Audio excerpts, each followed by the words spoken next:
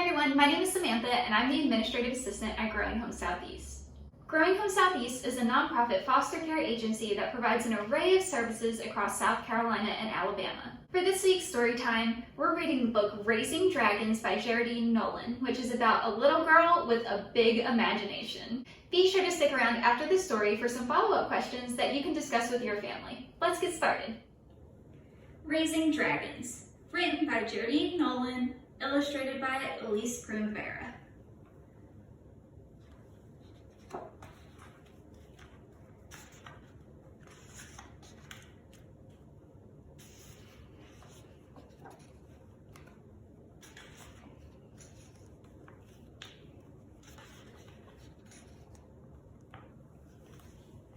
Pa didn't know a thing about raising dragons.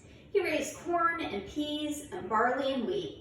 He raised sheep, cows, and pigs and chickens. He raised just about everything we needed for life on our farm, but he didn't know a thing about raising dragons. Ma didn't know about dragons either. She made a real nice home for us, but when it came to dragons, she didn't even know what they wanted for dessert. Now me, I knew everything about dragons, and I knew they were real. At first, Pa thought the notion of dragons on a farm was just plain foolishness. I'm not too particular about fanciful critters, and I don't have any time for make-believe, he told me one day. So when Pa said he didn't want to talk anymore, I knew I'd better keep my opinions to myself. I did my chores with my thoughts in my head at one end of the barn, while Pa worked at the other end with his thoughts.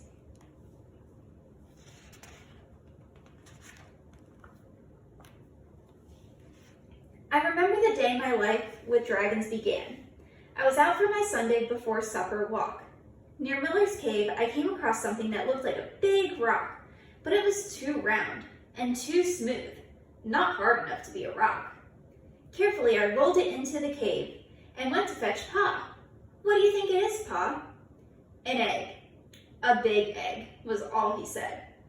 "Now you stay away from that thing, daughter. No telling what'll come out of it." I couldn't tell if Pa was more scared than worried. "You just stay away, you hear me?" he said, pointing a finger.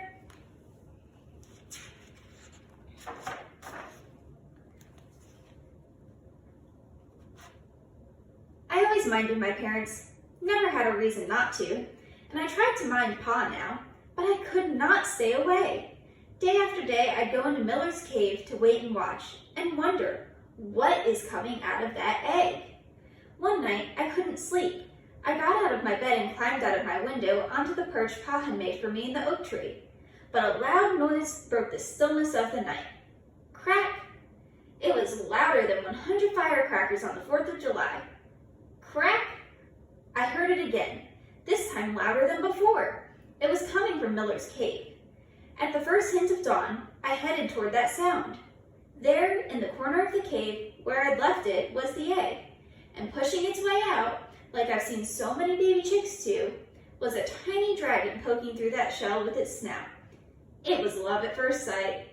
"Hey there, little feller. Welcome to the world," I sang, soft and low. As I stroked his nose, a sweet little purring whimper came from him. As I touched skin to scale, I knew I was his girl, and he was my dragon. I named him Hank.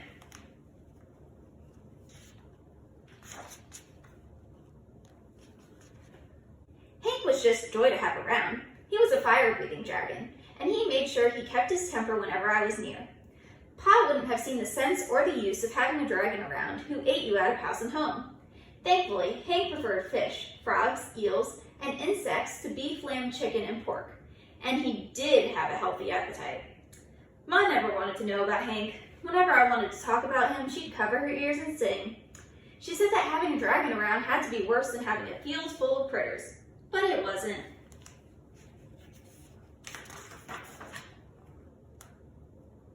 Ma and Pa taught me about caring for living creatures from the day I was born. They taught me about raising lots of things, but they never imagined I would someday care for a critter most folks don't even believe existed.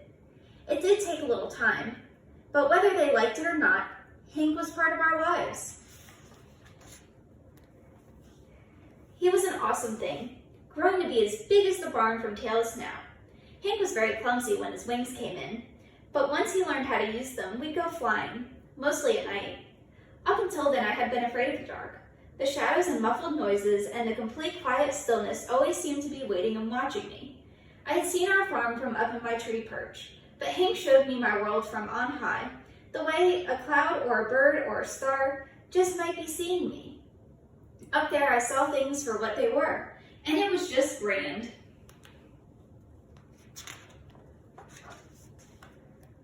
Pa was the first one to notice what he called strangeness happening around our farm. One morning with Samson, our mule, hitched for work, Pa set out to plow the fields. But all the work had been done. The ground was turned over and the seeds had been sown. Pa was plumb flabbergasted.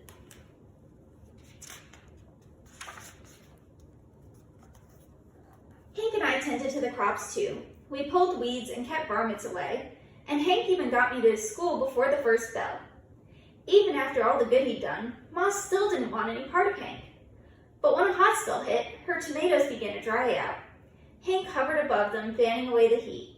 He saved just about every last one of them. Ma didn't admit it, but she felt beholden to Hank. She began fixing fancy gourmet meals for him: eel pot pies, frog leg pudding, and a fish and insect stew that Hank just loved.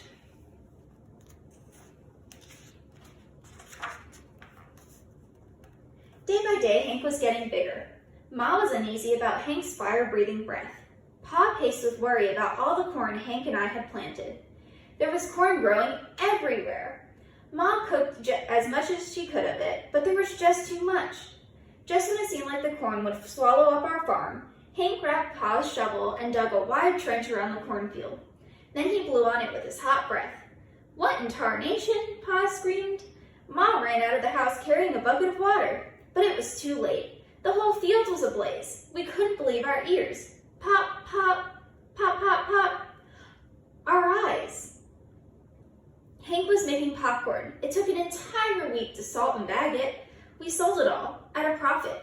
It was the first Dragon Pop popcorn anybody ever saw or tasted. Oh, it was real good too.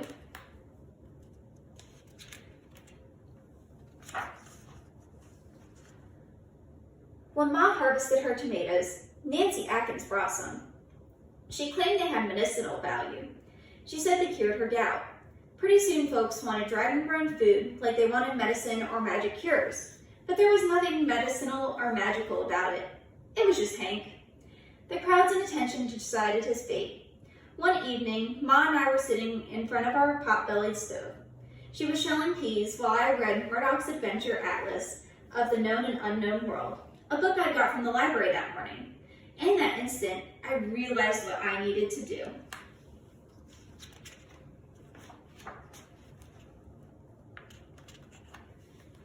Come morning, Hank and I set out for the dragon-shaped landmass floating in the middle of the ocean.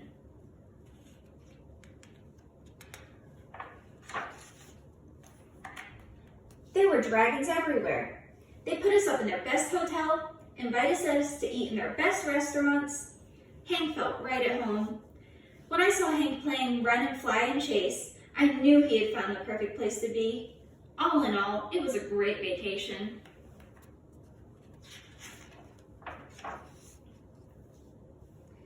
But at the end, it got real hard. I had to say farewell to Hank, at least for now. Normally I don't get mushy at departing, but when Hank turned to me and called me Cupcake, I boo-hooed a heap. Just as I was about to board my plane, Hank stood there on the runway trying to hide a wheelbarrow behind his back. His toothy grin lit up that cloudy day. That wheelbarrow was full of rocks? Ma squealed in puzzlement. "That ain't rocks, Mother. They're eggs. Dragon eggs," I exclaimed. Pa beamed right proud. Each egg looked different from the rest. One glowed, one glistened, another one flickered, and one even sparkled. I stood admiring the lot of them. Looking at those eggs, I thought about my Hank. For now, he was out there somewhere in the world. I knew I'd see him again. Wondering when was the only thing that fixed in my mind. But in the meantime, I knew what I had to do. The same way Pa knew that farming was in his blood, I knew that raising dragons was in mine. There are some things you just know.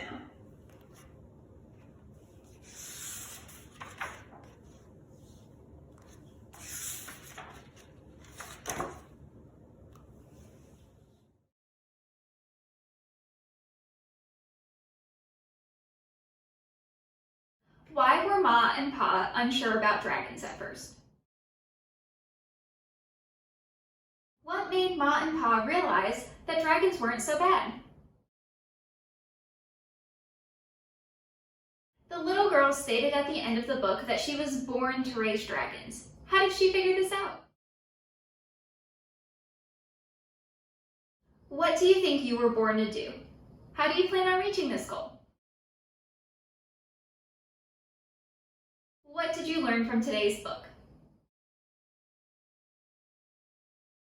Thank you so much for joining us today for today's story time. Like this video and leave a comment down below telling us what your family enjoyed about this book. I'll see you next week. Bye!